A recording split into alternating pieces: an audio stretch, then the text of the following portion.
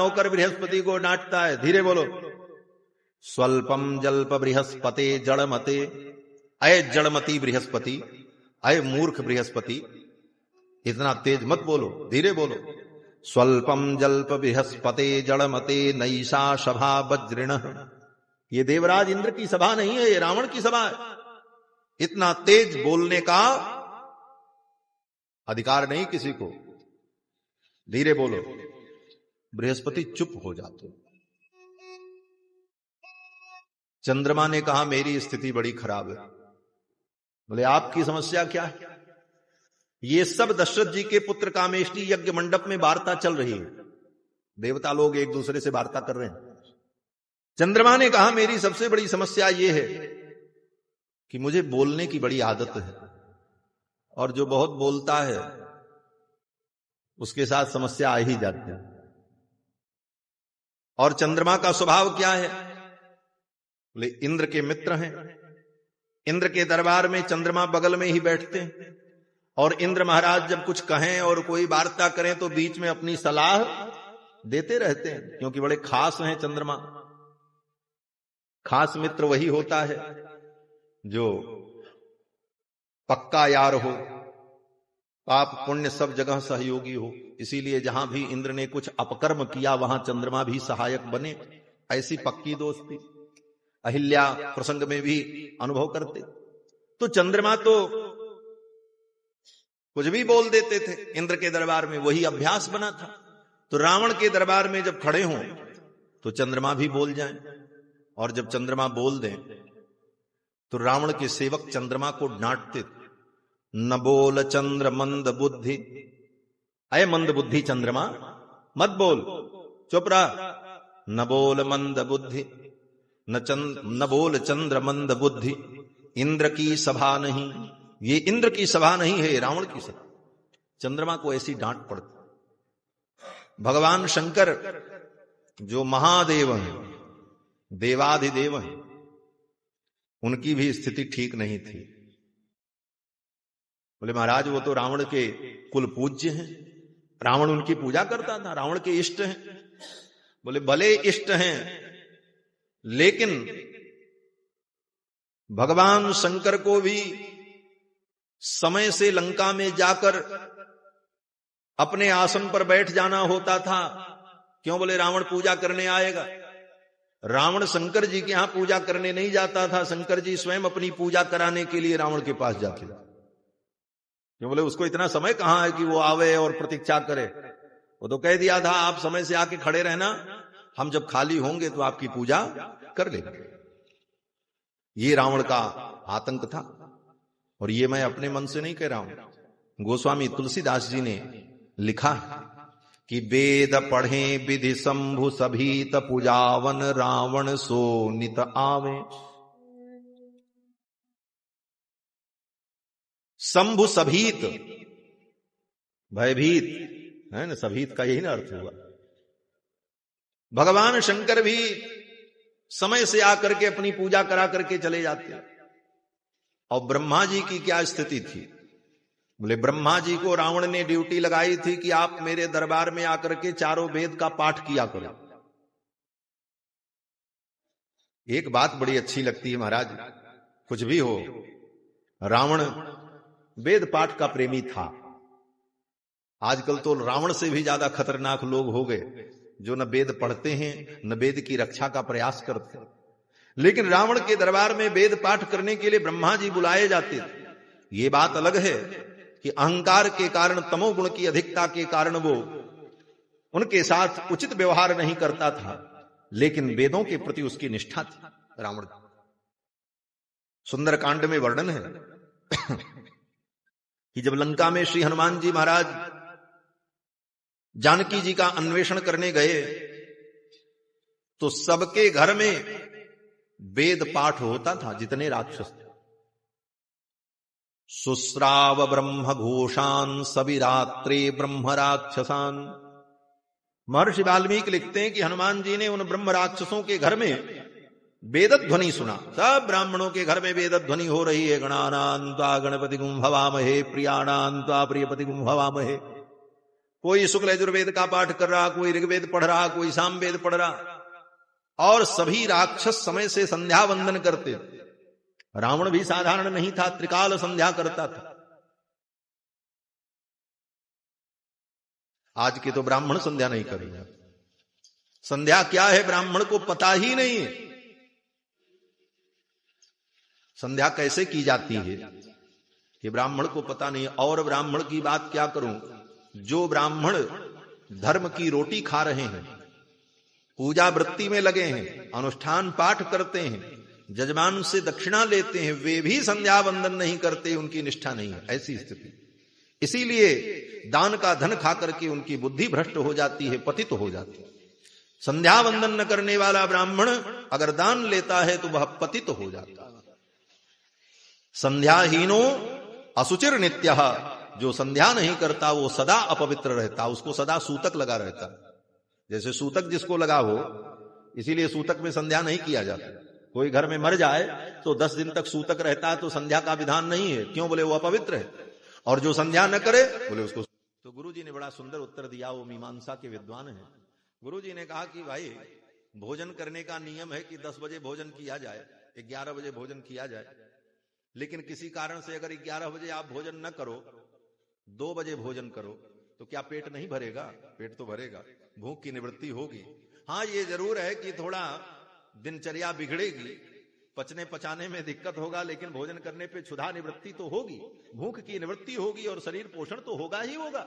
उसी प्रकार से संध्या वंदन का काल अगर निकल भी जाए तो ये मत सोचना कि निकल गया काल, अब संध्या क्यों करें। बोले दिन के 10 बजे करो, लेकिन करो, संध्या करनी ही चाहिए। हमने देखा है, हमारे गुरुदेव भगवान शाम को पढ़ावें और पढ़ाते पढ़ाते रात के 9 बज जाए, 10 बज जाए, कभी कभी 11-12 भी बजता था। माधव स्वामी जी जानते हैं, सब साथ ही में रहे। अब क्यों? बोले कई विद्यार्थी पढ़ने वाले, कोई सामवेद पढ़ रहा है, कोई व्याकरण पढ़ रहा है, कोई गुरुजी से यजुर्वेद पढ़ता, कोई कात्यायन सूत्र पढ़ता, और सबसे अंत में हमारे परम प्रिय गुरु भाई सुदामा जी, जो कि यादव कुल के हैं, उनको गुरुजी रामायण पढ़ाते। सबसे अंत में उनकी पढ़ाई होती थी। रात के 12 बजे, 1 बज जाए, जब सब ब्राह्मण लोग पढ़ करके निवृत्त हो जाएं, तब उनको गुरुजी पढ़ाने बैठते थे। उनको वाल्मीकि रामायण पढ़ाते। रात के 12 बजे जब वाल्मीकि रामायण पढ़ा करके फुर्सत हो, तब गुरुजी संध्या करने बैठते थे। सायं संध्या रात के 12 बजे होती थी, लेकिन होती थी। तो संध्या धर्म ये ब्राह्मण का मूल है। विप्रो वृक्ष तस्य मूलम ही संध्या। ब्राह्मण वृक्ष है और उसकी जड़ संध्या है। अगर उसके जीवन में संध्या नहीं है तो वो ब्राह्मण ठूंठ है, वो कब सूख जाए, कब गिर जाए, उसका कोई ठिकाना नहीं। इसलिए ब्राह्मण को संध्या जरूर करना चाहिए। संध्या वंदन ये ब्राह्मण का परम धर्म। रावण त्रिकाल संध्या करता था, इसीलिए देवता भी उसके सामने हार जाते थे। सुग्रीव का भाई बाली तीनों काल संध्या करता था, और चौथी संध्या तुरीय संध्या करता था, और चारों दिशाओं में समुद्र में जाकर के संध्या करता। प्रातः संध्या पूर्व के समुद्र में, मध्याह्न संध्या उत्तर के समुद्र में, सायं संध्या जो है पश्चिम के समुद्र में, और अर्धरात्रि में होने वाली तुरीय संध्या दक्षिण समुद्र में। इस तरह पृथ्वी के चारों समुद्र में घूम करके वो संध्या करता था। ये उसकी संध्या की निष्ठा थी। तब बाली इतना बलवान था कि बाली रावण को भी कांख में दबा करके 6 महीने तक रखा रहा। तो संध्या वंदन का इतना महत्व है, इसलिए ब्राह्मण को संध्या जरूर करनी चाहिए। महाराज लंका में हनुमान जी जब पहुंचे तो देखते क्या है, सुस्राव ब्रह्म घोषान सविरात्रे ब्रह्म राक्षसान। सब वेद पाठ करते थे, संध्या वंदन करते थे। तो रावण के दरबार में ब्रह्मा जी वेद पाठ करने आते थे और रावण वेद पाठ सुनता था। वेद पाठ सुनने से पाप का नाश होता है, श्रुतम हरति पापानि। लेकिन रावण तो रावण ही था महाराज, दोष तो थे ही उसके अंदर। अभिमानी था, दुराग्रही था और आसुरी प्रवृत्ति थी। ब्रह्मा जी जब वेद पढ़े तो कभी कभी ब्रह्मा जी समय से पहले पहुंच जाते थे, और समय से पहुंच करके ब्रह्मा जी अपना वेद पाठ शुरू कर देते। और जब वेद पाठ शुरू कर दें तो रावण के सेवक आकर के कहते थे ब्रह्मन्नध्ययनस्य नैष समयः। रावण के सेवक कहते थे, ब्रह्मन, हे ब्रह्मा जी, अध्ययनस्य नैष समयः, ये वेदाध्ययन का समय नहीं है। क्यों? बोले हमारे महाराज अभी सो रहे हैं, अभी उठे नहीं है। बहि तूष्णी बहि स्थीयताम, चुपचाप आप बाहर बैठो थोड़ी देर, जब हमारे महाराज जग जाएंगे और वो वेद सुनने के लिए तैयार हो जाएंगे तब आप वेद पाठ करो। ब्रह्मा जी की ये दशा। इस प्रकार सब देवताओं ने अपने अपने दुख का निवेदन किया और सब ब्रह्मा जी से कहने लगे, ब्रह्मा जी आपके कारण ही ये सब हुआ है। जैसे परिवार में कोई लड़का बिगड़ जाए और उस लड़के को बिगाड़ने में जिसका सबसे बड़ा योगदान हो, परिवार के लोग उसी को दोष देते हैं। यही होता है। दादाजी पोते को बहुत माने, बड़ा दुलार करें, जो मांगे तो उसको दे दें। उसके माँ बाप से छिपा करके, अरे पोता दुलारा है, प्यारा है, ले बेटा। तो धीरे धीरे बिगड़ गया। जब बिगड़ गया, सबको परेशान करने लगा। तब परिवार के लोग क्या कहते हैं, आप ही ने बिगाड़ा। उस समय जब हम डांटते थे तो आप इसका पक्ष लेते। फिर सब लोग जब उसको कोसते हैं, उसको सुनाते हैं, तो बेचारा सबकी सुनता है, क्या करे बूढ़ा, सब उसे दोष देते। वही स्थिति ब्रह्मा जी की हो गई। सब देवता ब्रह्मा जी से यही कहते हैं, आपने ही रावण को इतना उद्धत बना रखा है। अब ब्रह्मा जी किसी को कोई उत्तर न दे पावे। ब्रह्मा जी की इस दयनीय दशा को देखकर भगवान को दया आ गई। भगवान ने सोचा, मेरे पुत्र ब्रह्मा को सब सुना रहे हैं और ब्रह्मा जी कुछ बोल नहीं पा रहे हैं, अब मुझे चलना चाहिए। और सब लोग ब्रह्मा जी को इस तरह बोल रहे थे, सुना रहे थे, टांट कस रहे थे, ताना दे रहे थे। तब तक उसी समय भगवान उन देवताओं के मध्य में प्रकट हो गए। एतस्मिन्नन्तरे विष्णुरुपयातो महाद्युतिः शंख चक्र गदा पाणि पीतवासा चतुर्भुजः। शंख चक्र गदा पद्म धारण किए हुए पीतांबर बनमाला विभूषित भगवान उसी समय प्रकट हुए। और कैसे? बैनतेय समारुह्य, अपने गरुड़ पर बैठ करके भगवान आए। भगवान को देखते ही सभी देवताओं ने साष्टांग प्रणाम किया और सबने समभीष्टूय सन्नताः, सबने भगवान का स्तवन किया और सन्नताः, सम्नत हो गए। यही देवताओं की शरणागति है। देवताओं ने शरणागति की। यहां पर बड़ा सुंदर भाव है कि देवताओं ने भगवान से ये नहीं कहा कि आप आओ और असुरों का विनाश करो। मानस के कल्प के अनुसार तो देवताओं ने ब्रह्मा जी के नेतृत्व में प्रार्थना की, जय जय सुरनायक जन सुखदायक प्रणत पाल भगवंता गोदिज हितकारी जय असुरारी सिंधु सुता प्रियतम। और उनकी स्तुति को सुन करके भगवान ने कहा, जनि डरिपहु मुनि शुद्ध सुरेशा तुम्हि लागी धरि हूं नर वेशा, अनसन सहित मनुज अवतारा लई हूं दिनकर वंश उदारा। कश्यप अदिति महातप कीना तिनको में पूरब बर दीना, ते दशरथ कौशल्या रूपा कौशलपुरी प्रकट नर भूपा, तिनके गृह अवतरी हूं जाई। लेकिन यहां पर बोले, यहां पर तो भगवान अकारण करुणा वरुणालय है। भगवान की अकारण करुणा समुच्छलित हो रही। देवताओं ने भगवान से प्रार्थना ही नहीं किया कि आप रावण के वध के लिए प्रकट हो, लेकिन ब्रह्मा के दुख को देखकर, देवताओं के दुख को देख करके भगवान स्वयं प्रकट हो गए। इसीलिए तो वाल्मीकि जी कहते हैं, अर्थितो मानुषे लोके, प्रार्थना करने पर नहीं प्रकट हुए। अर्थितो अर्थात उन देवताओं का जो अर्थ था, अपना जो स्वार्थ था, अर्थात अपने दुख की निवृत्ति वो चाह रहे थे, लेकिन उसके लिए भगवान से प्रार्थना नहीं किए थे, लेकिन भगवान आ गए। अर्थितो मानुषे लोके जज्ञे विष्णु सनातन। जैसे आपको पैसे की जरूरत है, लेकिन आप किसी से मांगो न, और बिना मांगे आपके मन की बात कोई जान जाए निकाल करके, टक से आपके सामने लाख रुपए की गड्डी रख दे तो कितनी अद्भुत बात है। कितने तो मांगने पर भी न दें, लेकिन वो कितना महान है कि आपने मांगा भी नहीं, मन में सोचा और उसने तब तक आपका काम कर दिया। उसी प्रकार देवता अपने दुख की निवृत्ति के विषय में सोच रहे थे, तब तक भगवान प्रकट आ गए। फिर तो देवताओं ने भगवान की शरणागति की। समभिष्टु यसन्नताः सम्यक रूपेण नताः शरणागता, शरणागत हो गए। जब देवता शरणागत हो गए तो देवताओं ने कहा कि त्वाम नियोक्षामहे विष्णो लोकानाम हितकाम्यया। भगवान के प्रकट हो जाने पर देवताओं ने कहा कि लोक के हित के लिए आपसे हम प्रार्थना करते हैं कि आप कोई उपाय करो, रावण के विनाश का कोई उपाय करो। इस प्रकार जब देवताओं ने कहा तो भगवान ने कहा बस इसीलिए ही मैं आया हूं, अब आप लोग निश्चिंत हो जाओ। भयम त्यजत भद्रम वो हितार्थम युधि रावणम सपुत्र पौत्रम सामात्यम समंत्रज्ञाति बांधवम। अब मैं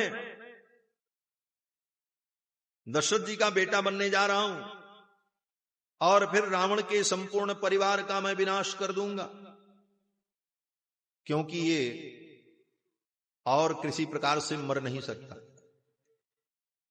इसको कौन मारेगा? बोले रावण ने यही वरदान प्राप्त किया था कि हमको कोई मार न सके। तो ब्रह्मा जी ने कहा भाई ऐसा तो नहीं होगा,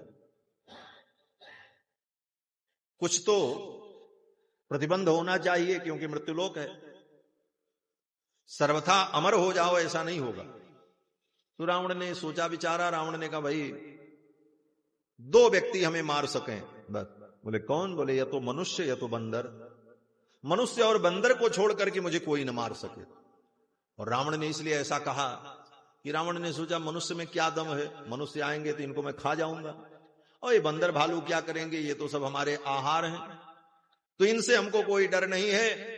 इसीलिए रावण ने कहा मनुष्य और बंदर छोड़ करके मुझे कोई न मार सके। हम काहू के मरहि न मारे, बानर मनुज जाति दुई बारे। हम काहू के मरहि न मारे, बानर मनुज जाति दुई बारे। बानर मनुज जाति दुई बारे। बानर मनुज जाति दुई बारे। बानर और मनुष्य को छोड़कर कोई मुझे मार न सके, तो अब मैं मनुष्य बनने जा रहा हूं। मनुष्य बनकर के मैं रावण को मारूंगा। देवताओं ने कहा महाराज आप मनुष्य बनकर के कहां प्रकट होंगे?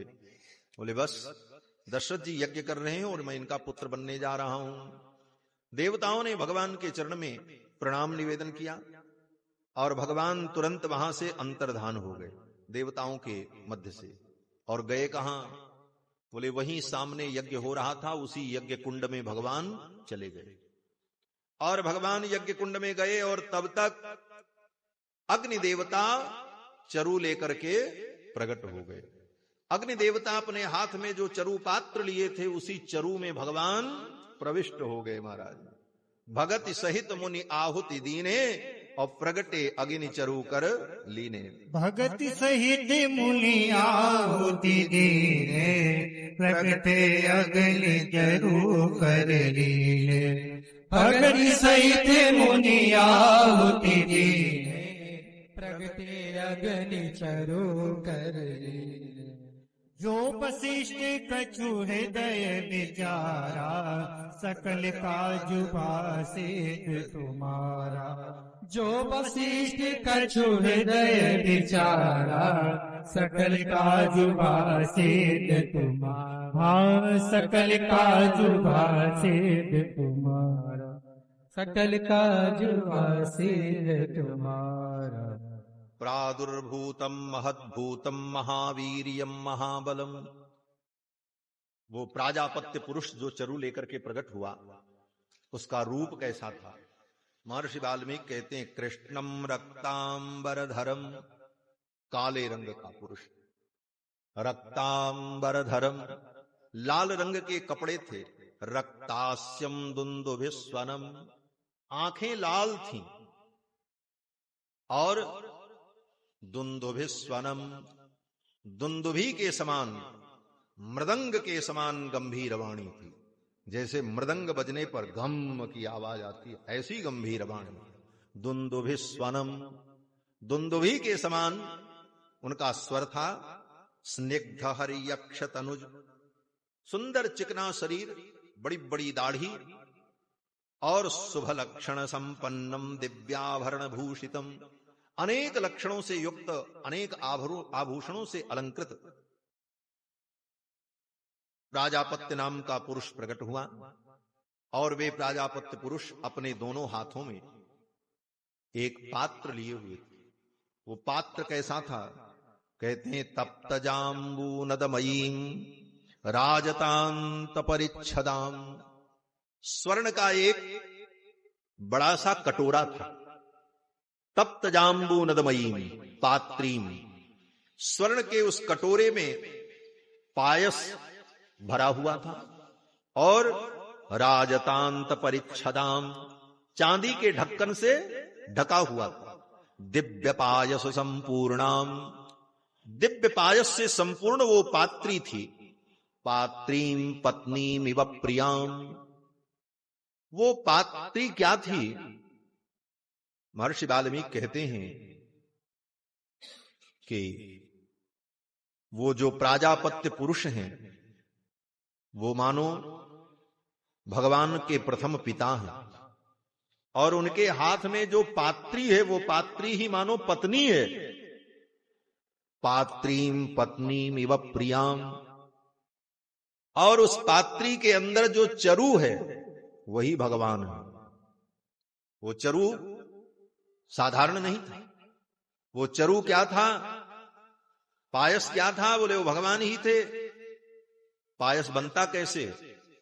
बोले पायस बनाने के लिए दूध, चावल और चीनी, ये 3 प्रधान द्रव्य हैं। बाकी तो और चाहे जो आप मिलाओ, उसमें काजू मिलाओ, किशमिश मिलाओ, केसर डालो, और जो डालो, लेकिन 3 तत्व प्रधान हैं। 3 में से एक भी कम होगा तो पायस नहीं बनेगा। 3 तत्व कौन? बोले दूध, चावल और चीनी। ये दूध, चावल, चीनी क्या है? बोले दूध ही धवल विशुद्ध ज्ञान है। और चावल, बोले चावल कर्म है। बोले चावल ऐसे नहीं निकलता है। चावल पैदा करने के लिए बड़ी मेहनत करनी पड़ती। खेत जोतो, धान बो, फिर धान निकले तो फिर उखाड़ करके दूसरे जगह बैठाओ, पानी डालो, फिर वो बढ़े, फिर धान निकालो, फिर उसको कूटो, फिर फटको, तब चावल निकलता। इतना कर्म करने के बाद तंडुल। तो तंडुल क्या है? बोले कर्म का प्रतीक है। और दूध ज्ञान का प्रतीक है। ज्ञान धवल होता है। तो दूध ज्ञान है, चावल कर्म है, और चीनी क्या है? बोले यही भक्ति है, मधुरता, यही भक्ति। जब ज्ञान कर्म भक्ति का समन्वय होता है तब परमात्मा का प्रादुर्भाव होता है। परमात्मा के प्रादुर्भाव का मूल कारण क्या है? बोले कर्म, ज्ञान, भक्ति। इन तीनों का समन्वय कर दो अपने जीवन में और दिव्य पायस बन जाए। वही पायस परमात्मा तुम्हारे अंतर में प्रकट हो जाए। ऐसी दिव्य पायस, ऐसा दिव्य पायस तैयार हुआ, कर्म ज्ञान भक्ति का समुच्चय। और उस पायस को अग्नि देवता ने प्रगृह्य विपुलाम दोर्भ्याम स्वयं मायामयीमिव, दोनों हाथ से अग्नि देवता लिए हुए थे। और उस पायस पात्र को राजा दशरथ को दिया और कहा, इदम तो नृपशार्दूल पायसम देव निर्मितम। अग्निदेव ने कहा, ये पायस, इदम तो नृपशार्दूल पायसम देव निर्मितम, ये पायस जो है ना, ये चावल से, दूध से और चीनी से नहीं बना है। अभी इसीलिए व्याख्या मैंने की कि चावल भक्ति है, चावल कर्म है, दूध ज्ञान है, और चीनी मधुरता ही भक्ति है। तो दूध, चीनी, चावल, यही कर्म ज्ञान भक्ति, और कर्म ज्ञान भक्ति, इन तीनों के समन्वय से निर्मित ये पायस है। इसलिए ये दिव्य पायस है। दिव्य पायस संपूर्णम, भौतिक नहीं है। और ये कैसा है? बोले देव निर्मितम। इसको किसी साधारण व्यक्ति ने नहीं बनाया है, जैसे कोई साधारण स्त्री, साधारण पुरुष भगोने में दूध डाल दे, चावल डाल दे, चीनी डाल दे, गैस पे चढ़ा के घोंट दे, पायस बन जाए। बोले ऐसा नहीं, देव निर्मितम, ये देव के द्वारा निर्मित है। और दूसरा अर्थ क्या है? बोले देव निर्मितम। देव कौन है? बोले भगवान। भगवान ही तो देव है, भगवान ही देव है। और देव निर्मितम माने भगवान के द्वारा निर्मित है, एक अर्थ तो ये है, लेकिन ये अर्थ ठीक नहीं है, इस अर्थ को मानने में अच्छा नहीं है। बोले तब, बोले देव निर्मितम, देव एव पायस रूपेण निर्मितम। देव जो भगवान है वो स्वयं पायस के रूप में निर्मित हो गए, पायस बन गए। ये पायस जो है कोई और नहीं है, स्वयं भगवान ही पायस है, ये अर्थ हुआ। पायसम देव निर्मितम प्रजाकरम गृहाणत्वम। हे राजन, इसे तुम ग्रहण करो, और इसके ग्रहण करने से तुम्हें संतान की प्राप्ति होगी। भार्याणाम अनुरूपाणाम अस्नीतेति प्रयच्छवै। तुम्हारी जो पत्नियां हैं उनके क्रम के अनुरूप, पद के अनुरूप, जो बड़ी हैं उनको पहले, उनसे छोटी जो हैं उनको उनके बाद,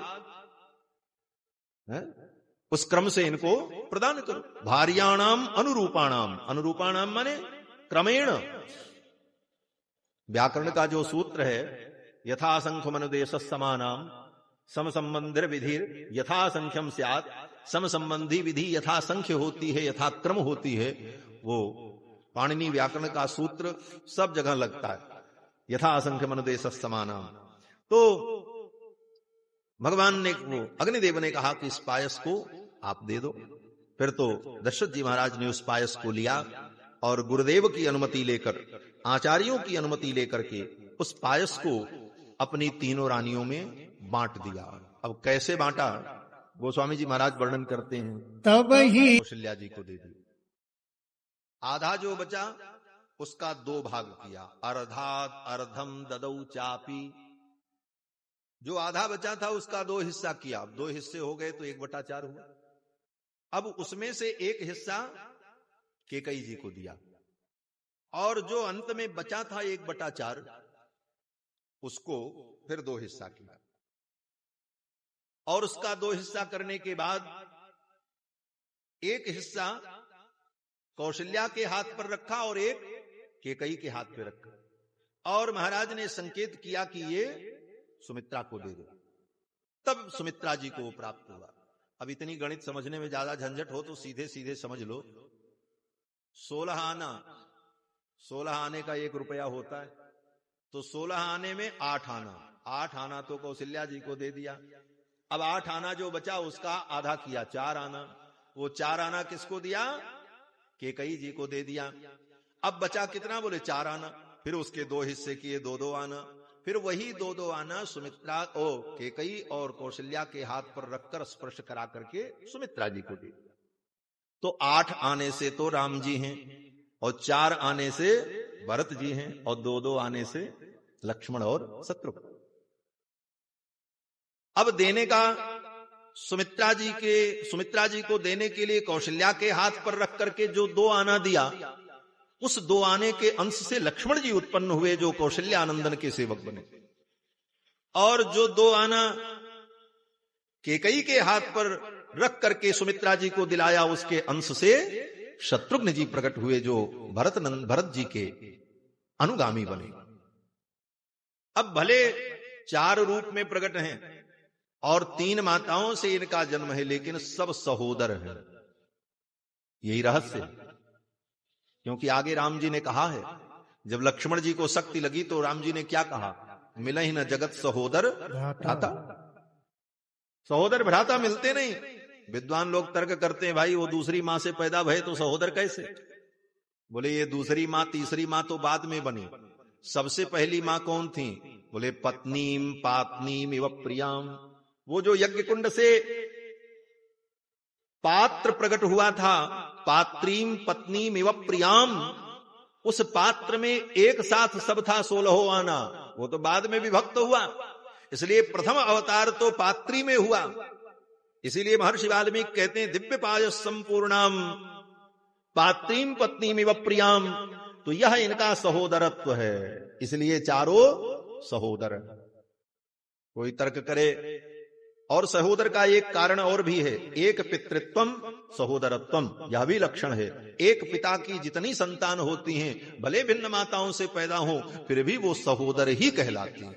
सहोदर से तात्पर्य एक ही उदर से उत्पन्न होना, तो पुत्र की उत्पत्ति तो दो उदर के मिलन से होती।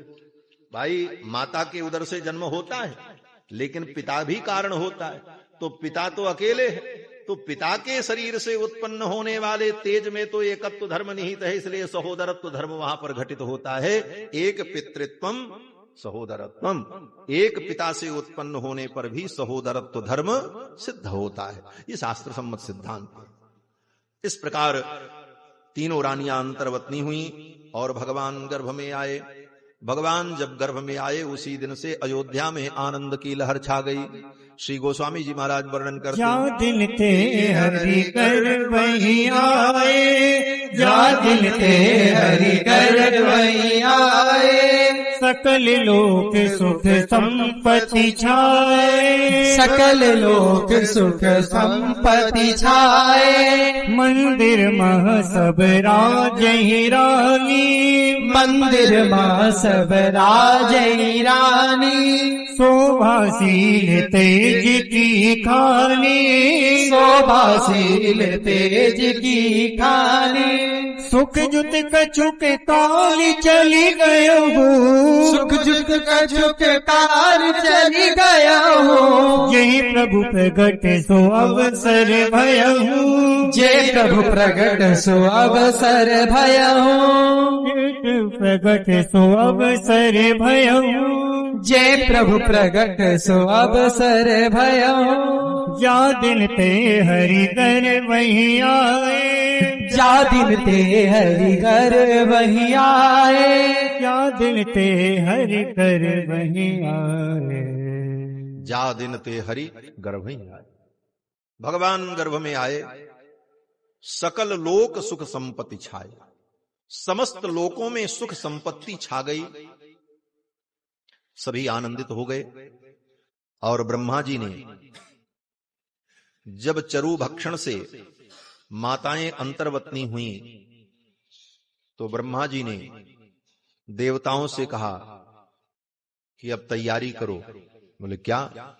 बोले भगवान जब नर रूप में प्रकट हो रहे हैं, तो उनकी लीला में सहयोग करने के लिए हम सबको चलना चाहिए। बोले कैसे चलें? तो ब्रह्मा जी ने कहा कि भगवान अगर नर बन गए तो कम से कम हम लोग बानर बन जाएं। अगर वो नर बन सकते हैं तो हमको बानर बनने में क्या आपत्ति है? ब्रह्मा जी ने कहा कि बानर तनु धरि धरि मही, हरिपद से वहु जाहि। जाकर के बंदर का रूप धारण करके जत्र तत्र प्रकट हो जाओ, अपने अपने अंश से उत्पन्न करो बानरों को, वीरों को, और भगवान की राह देखो। ठाकुर जब आएंगे तो उनकी लीला में सहयोग करना। तो बानर देह धरी छिति माही, देवता लोग बानर के रूप में जहां तहां प्रकट हो गए। ब्रह्मा जी ने कहा भाई मैंने अपने अंश से पहले ही जाम्बवान नाम के वृक्ष को प्रकट कर दिया है। पूर्वमेव मया सृष्टो जाम्बवान वृक्ष पुंगवः। मैंने अपने अंश से जाम्बवान नाम के रीछ को, भालू को प्रकट कर दिया है। अब तुम लोग भी अपने अपने अंश से प्रकट करो। इसीलिए कहा है महाराज, उपदेश देने वाले को पहले स्वयं उपदेश का पालन करना चाहिए। पहले स्वयं उपदेश का पालन करे तब दूसरे को उपदेश दे। तो ब्रह्मा जी ने लोगों से कहा कि भाई तुम लोग भी बानर भालू के रूप में प्रकट हो जाओ। उसके पहले स्वयं अपने अंश से जाम्बवान नाम के भालू को ब्रह्मा जी ने प्रकट कर दिया। जृंभमाणस्य सहसा मम वक्त्रादजायत। ब्रह्मा जी ने कहा जृंभण करने पर मेरे मुख से जाम्बवान का प्रादुर्भाव हुआ है, और तुम लोग भी अपने अंश से बानरों को प्रकट करो। फिर तो देवताओं ने बानरों को प्रकट किया। सबके अंश से वरुणो जनयामास सुषेणम नाम बानरम। वरुण देवता ने अपने अंश से सुषेण नाम के बानर को प्रकट किया और वायु देवता ने अपने अंश से हनुमान जी को प्रकट किया। मारुतस्यौरस श्रीमान हनुमान नाम बानरः। और कहीं कहीं पुराणों में ऐसा भी है कि भगवान शंकर ने अपने अंश से हनुमान जी को प्रकट किया। पुरखाते सेवक भये और हरते भये हनुमान। गोस्वामी तुलसीदास जी लिखते हैं कि पुरखाते सेवक भय, सबके पुरखा जो ब्रह्मा हैं वो सेवक बन गए जामवंत के रूप में। और हरते भय हनुमान, जो हर हैं भगवान शंकर वो कौन हो गए? बोले हनुमान बन गए। इंद्र ने अपने अंश से बाली नाम के बानर को उत्पन्न किया। सूर्य ने अपने अंश से सुग्रीव नाम के बानर को उत्पन्न किया। धनदस्य सुत श्रीमान बानरो गंधमादनः। कुबेर ने अपने अंश से गंधमादन नाम के बानर को उत्पन्न किया। विश्वकर्मा त्वजयन नलम नाम महाकपिम। विश्वकर्मा जो देवताओं के शिल्पी हैं, उन्होंने अपने अंश से नल नाम के बानर को उत्पन्न किया।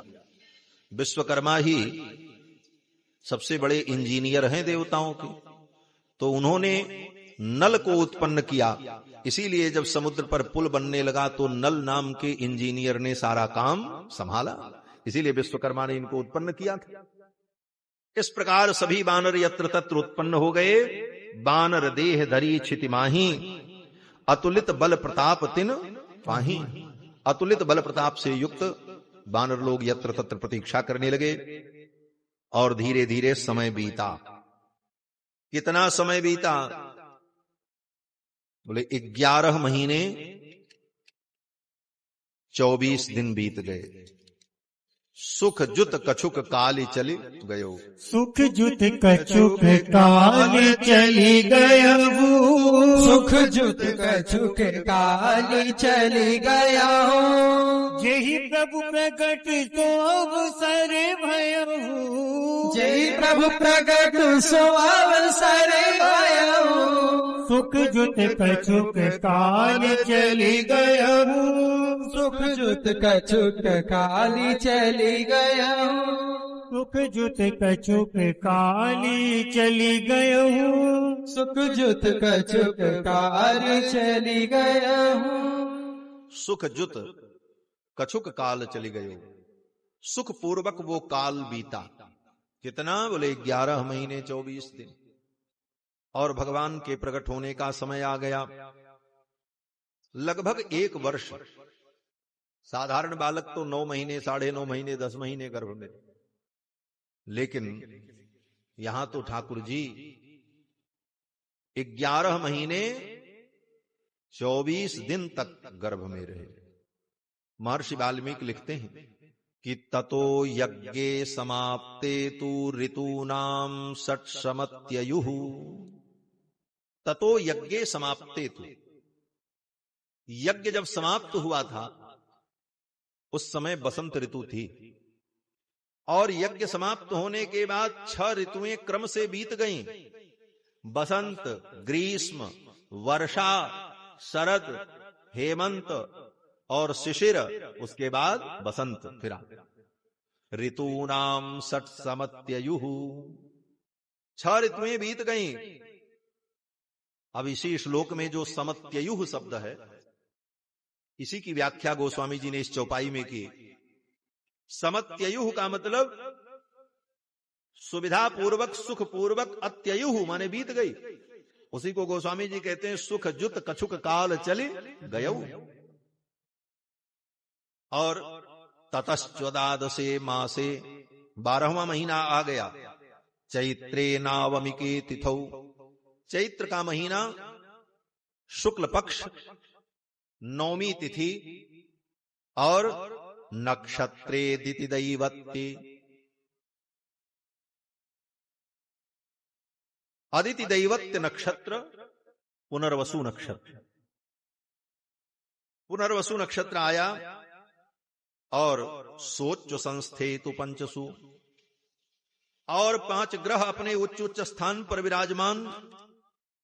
ग्रहेषु कर्कटे लग्ने, कर्क लग्न में मध्याह्न की वेला में भगवान प्रकट होने का संकल्प करते।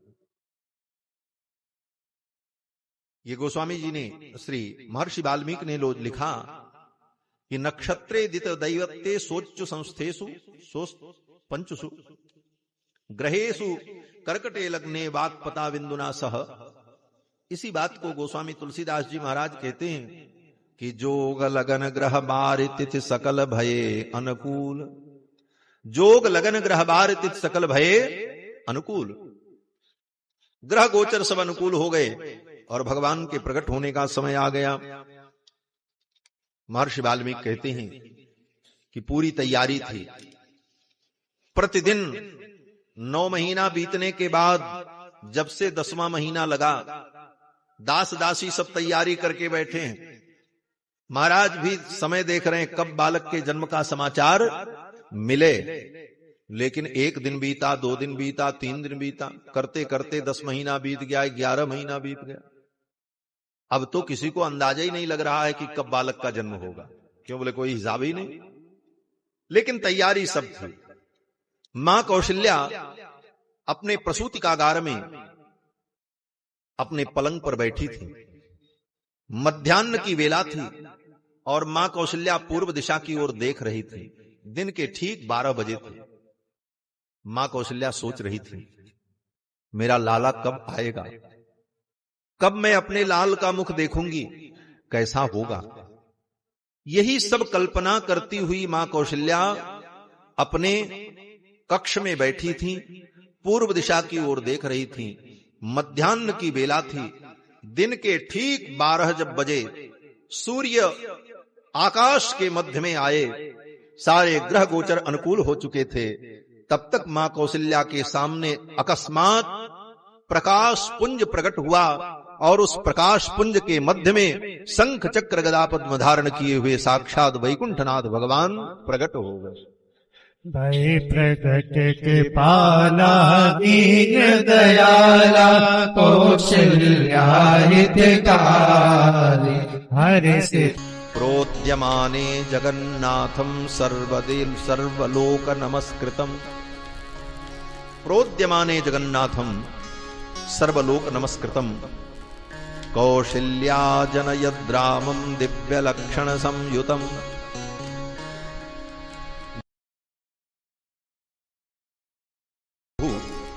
मां कौशल्या के सम्मुख प्रकट हो गए। मां कौशल्या ने भगवान की प्रार्थना की और भगवान ने सारी कथा सुनाई। कही कथा सुहाई मातु बुझाई, जय प्रकार सुत प्रेम लहे। मां ने सारी कथा सुनी। भगवान ने कहा कि आप और पिताजी महाराज दशरथ दोनों ने हमें पुत्र रूप में प्राप्त करने के लिए पूर्व जन्म में तप किया था, इसीलिए हम पुत्र बनकर के आए। मैया ने कहा आप पुत्र बनकर के आए हो तो पुत्र जैसे बन जाओ, आप तो बाप जैसे दिख रहे हो। ये शंख चक्र गदा पद्म पीतांबर बनमाला, आप तो मेरे बाप नहीं सारी दुनिया के बाप लग रहे हो। जगत पिता है, देव देवो जगत पिता। तो मां कौशल्या ने कहा कि अगर आप पुत्र बनकर के आए हो तो बालक बन जाओ। तो मां कौशल्या के कहने पर भगवान बालक बन गए। सुनी बचन सुजाना रोदन ठाना, होए बालक सुर भूपा। देवताओं के भूप भगवान देवराज देवाधिदेव भगवान श्री हरि मां कौशल्या के कहने पर बालक बन गए और बालक बन करके भगवान रोने लगे। कितना रोए? बोले खूब रोए महाराज। गोस्वामी तुलसीदास जी महाराज कहते हैं कि सुनी बचन सुजाना रोदन ठाना। ठान दिया रोना महाराज और रो रहे हैं। जैसे कोई व्यक्ति काम ठान दे तो जब तक काम पूरा न हो तब तक वो लगा रहे, उसी तरह भगवान भी रोने लगे। सुनी बचन सुजाना रोदन ठाना, होए बालक सुर भूपा। अब भगवान रोते ही जा रहे हैं, खूब रो रहे हैं। मैया कौशल्या ने कहा, अरे भाई बस करो, अब कितना रोगे। मां को दया आने लगी। मां ने कहा, अरे बेटा बस, इतने से ज्यादा रोना ठीक नहीं, इतने में काम चल जाएगा। ठाकुर जी ने कहा, नहीं नहीं, अब तो हम खूब रोएंगे। बोले, इतना क्यों रोगे?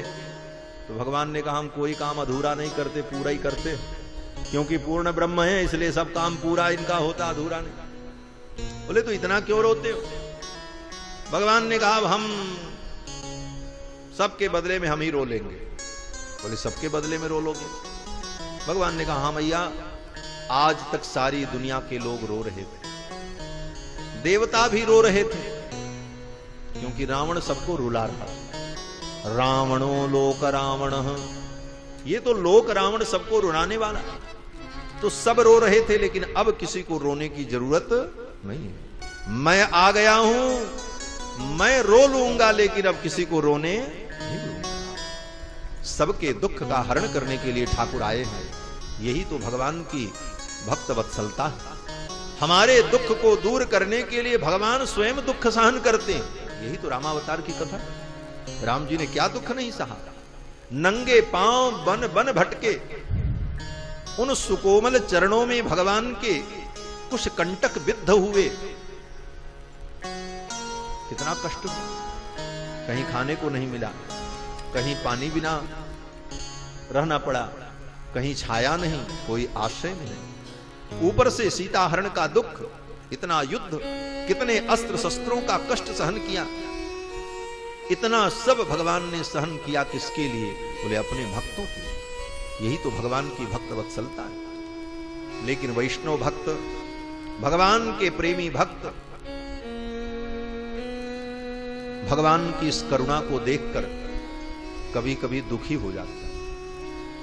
साधारण भक्त तो अपने स्वार्थ में रहते हैं, हमारा दुख भगवान दूर करें, भगवान के दुख से हमको क्या लेना देना। ऐसे भक्त साधारण भक्त हैं, वो भक्त नहीं है, बहुत साधारण कोटि के लोग हैं जिनको अपने दुख की निवृत्ति की चिंता है। लेकिन जो उत्तम कोटि के वैष्णव हैं, वो अपने दुख को भूलकर भगवान के दुख में दुखी होने लगते हैं। और राम जी की लीला को देखकर, कंटकाकीर्ण मार्ग पर अपने पद का विन्यास करते हुए रघुनंदन को देखकर हमारे आचार्यों ने कहा, हे प्रभु, आपके सारे गुण दिव्य हैं, लेकिन आपका जो ये करुणा नाम का गुण है, दया नाम का जो गुण है, आज हम इस गुण को धिक्कारते हैं।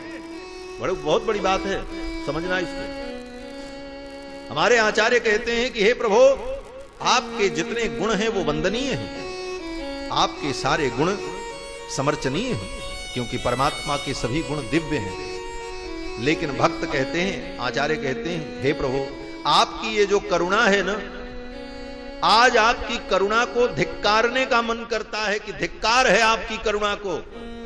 बोले, महाराज, धिक्कारा तो उसे जाता है जो निंदनीय हो। बोले, महाराज, इस करुणा ने ही आपको इतना परवश कर दिया कि परम स्वतंत्र होकर के भी आपने इस करुणा के परवश होकर भक्तों के लिए इतना दुख सहन किया। आज आपके अंदर ये करुणा न होती तो आपको इतना दुख सहन न करना पड़ता।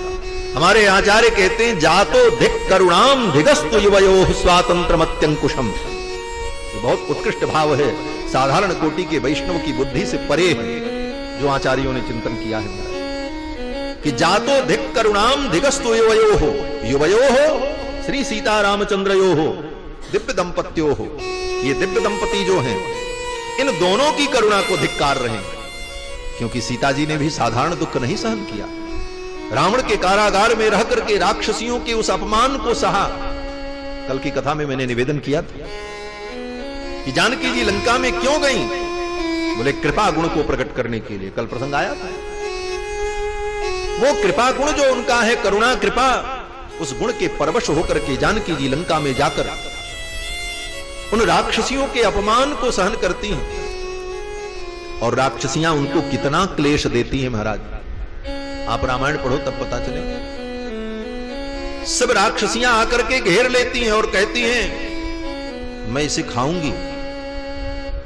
एक राक्षसी कहती, देखो तुम पहले नहीं खाओगी, पहले मैं खाऊंगी। फिर सब आपस में झगड़ा करने लगती हैं और किशोरी जी देख रही हैं पेड़ के नीचे बैठकर। बोलो श्री सीता रामचंद्र भगवान की जय। श्री राम। आपके दो गुणों की आज मैं निंदा कर रहा हूं। दो गुण कौन? बोले एक तो कृपा और एक स्वतंत्रता। क्योंकि आप स्वतंत्र हैं, जो चाहे सो करें, आपको कोई रोकने वाला नहीं तो आपसे ऊपर कोई होता तो आपको रोक देता। आप क्यों मनुष्य बनने जा रहे हो? आपको दुख होगा, लेकिन आप स्वतंत्र थे इसलिए बन गए, इसलिए आपकी स्वतंत्रता भी आपके दुख का हेतु बनी। और बोले आपकी करुणा, जिस करुणा के परवश होकर के आप मनुष्य के रूप में अवतरित हुए और आपने इतना दुख सहन किया, आपका ये दुख हमसे देखा नहीं जाता है। आपकी उस करुणा को और आपके उस स्वातंत्र को मैं धिक्कारता हूं। पराशर भट्टर कहते हैं कि जातो धिक करुणाम धिगस्तु युवयो स्वातंत्रमत्यंकुशम। आपका जो निरंकुश स्वातंत्र है, आपके ऊपर किसी का अंकुश नहीं है, इसलिए आपको मैं धिक्कारता हूं, आपके उन गुणों को मैं धिक्कार रहा हूं। तो भगवान इतने करुणा वरुणालय हैं कि करुणा के परवश होकर के भगवान दुख अनुभव करते। भगवान कहते अब किसी को रोना नहीं पड़ेगा, सबके बदले मैं रोऊंगा। और सुनी वचन सुजाना रोदन ठाना। भगवान के इस दुख को देखकर लक्ष्मण जी को भी बड़ा कष्ट हुआ है लीला में। लक्ष्मण जी ने भी मन में यही सोचा कि आज इनकी करुणा को और इनकी स्वतंत्रता को धिक्कार है। अगर ये निरंकुश न होते तो आज इनको इतना दुख न होता। दुर्भाग्य कि मैं इनका छोटा भाई बना हूं। अगर मैं इनका बड़ा भाई होता तो कान पकड़ करके अयोध्या में बैठा देता, बोले बैठो कहीं नहीं जाना, हम बड़े भाई हैं, बड़े भाई की आज्ञा छोटे को मानना चाहिए। लेकिन मजबूरी है कि मैं तो छोटा हूं, मैं कुछ नहीं कर सकता। तो भगवान ने सब कुछ जान लिया। भगवान ने कहा चिंता मत करो लक्ष्मण, अगला अवतार होगा तो मैं तुमको बड़ा भाई बना दूंगा, बड़ ठाकुर तू बनेगा। इसीलिए बलभद्र जी कौन है? बोले बड़ ठाकुर, बड़े ठाकुर है। इसलिए बलभद्र जी का ही शासन चलता है कृष्णावतार में। इसीलिए कहते हैं महाराज जगन्नाथपुरी में बड़े ठाकुर कौन है? बलभद्र। उन्हीं का शासन है, मालिक तो वही है। जगन्नाथ भगवान तो केवल भक्त वत्सल हैं, करुणा निधान है, बाकी सब राजन शासन सब कुछ व्यवस्था तो उनकी। इसीलिए कृष्णावतार में भगवान ने शेष जी को, लक्ष्मण जी को बड़ा भाई बना करके प्रकट किया। बोले भाई तुम बड़े हो जाओ, अब तुम जो कहोगे वो हम करेंगे, तुम्हारे शासन में रहेंगे, फिर मत कहना कि मैं स्वतंत्र हूं। तो भगवान की स्वतंत्रता और उनकी करुणा भी उनके लिए कभी कभी कष्टदायिनी बन जाती है, लेकिन ये रहस्य तो भक्त लोग अनुभव करते हैं, वैष्णवाचार्य अनुभव करते हैं। महाराज हमारे आचार्यों ने जो अनुभव किया है विलक्षण है महाराज। तो भगवान रोने लगे। मां कौशल्या ने कहा बस करो बेटा, इतना क्यों रोते हो? भगवान ने कहा सबके बदले में हम ही रो लेंगे, अब किसी को रोने नहीं देंगे। तो मैया ने कहा सबके बदले में तुम रोगे तो बाकी लोग क्या करेंगे? तो भगवान ने कहा इस संसार में दो ही काम होता है, या तो रोना या तो गाना। दुखी होता है व्यक्ति तो रोता है, और सुखी होता है तो गाता है। सुख में लोग गाते हैं और दुख में रोते हैं। तो भगवान ने कहा अब सबके बदले में हम रो लेंगे, किसी को रोने की जरूरत नहीं है। हाँ एक काम बचा है। बोले क्या? बोले जब रोना नहीं तो गाना सही, कम से कम गाओ। बोले क्या गाओ? तो कहते हैं यह चरित जे गावई हरिपद पावई तेन परे भवकूपा। जो इस चरित्र को गाएगा वो संसार कूप में नहीं पड़ेगा। अब भगवान जब रोने लगे तो रोने की आवाज कौशल्या जी के महल से जब बाहर गई, सबने सुना। महाराज ठाकुर जी के रोने की ध्वनि भी बड़ी मधुर, बड़ी आनंदप्रद। ब्रह्म परमात्मा बालक बनकर के रो रहे हैं, उनके रुदन में कितना लालित्य, कितना माधुर्य होगा ये कल्पना से परे। हमारे आपके घर में बेटा बेटी पैदा होता है, बेटा पैदा होता है, चाहे होकर नाक टेढ़े क्यों न हो, चाहे वो काना बहरा लूला ही क्यों न हो, लेकिन रोता है तो कितना अच्छा लगता। वो बच्चे की रोने की आवाज कितनी प्रिय होती। और परब्रह्म परमात्मा तमद्भुतम बालकम अम्बुजे क्षणम, ऐसे भगवान बालक बनकर के जब रोने लगे तो वह रोने की ध्वनि इतनी मधुर थी, ऐसा आकर्षण था उसमें कि सारे महल के लोग दौड़ पड़े महाराज। सुन शिशुरुदन परम प्रिय भाई संभ्रम आगे सतरावे। सुन शिशुरुदन परम प्रिय भाई संभ्रम आगे सतरावे। हर सिद्ध जगत दाई दासी आनंद सकल पुत भासी। हर सिद्ध जगत दाई दासी आनंद मगन सकल पुत भासी। दशरथ पुत्र जन्म सुनिकाना मानो आनंद समाना। दशरथ पुत्र जन्म सुनिकाना मानो ब्रह्मानंद समाना। परम प्रेम मन पुलक शरीरा चाहत उठन भरत मट। परम प्रेम मन पुलक शरीरा चाहत उठन भरत जीना। जा परिणाम सुनत सुख होई मोरे आवा प्रभु सोई। जा परिणाम सुनत सुख होई मोरे आवा प्रभु मोरे आवा संतु सो मोरे आवा। दशरथ जी महाराज ने जब सुना तो दौड़ पड़े महाराज। दशरथ पुत्र जन्म सुनिकाना मानो ब्रह्मानंद की अनुभूति हुई और दशरथ जी ने यही चिंतन किया कि जाकर नाम सुनत शुभ होई और मोरे गृह आवा प्रभु सोई। जिसका नाम सुनने से मंगल होता है, नाम संकीर्तनम यस्य सर्व पाप प्रणाशनम, ऐसे प्रभु मेरे घर में आए। दशरथ जी महाराज तो दौड़ पड़े, आए। गुरुदेव वशिष्ठ बुलाए गए और कौशल्या कुमार का जात कर्म संस्कार हुआ। और ज्यों ही कौशल्या कुमार का जात कर्म संस्कार हुआ, तब तक एक दासी दौड़ती हुई आई और उसने आकर के कहा, महाराज की जय हो। महाराज ने कहा, क्या हुआ?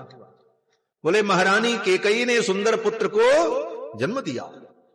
केकई ने पुत्र को जन्म दिया। ये समाचार सुनकर के दशरथ जी का आनंद तो 2 गुना हो गया। नारायण ने इतनी कृपा की, 2 पुत्र। फिर तो दशरथ जी महाराज गुरुदेव वशिष्ठ को लेकर के गए और केकई कुमार का जात कर्म संस्कार संपन्न हुआ। और इस आनंद को दशरथ जी संवरण कर पाते, तब तक सुमित्रा के महल से 2 दासियां दौड़ी हुई आई और दोनों ने कहा, महाराज की जय हो, महाराज की जय हो। बोले, क्या हुआ?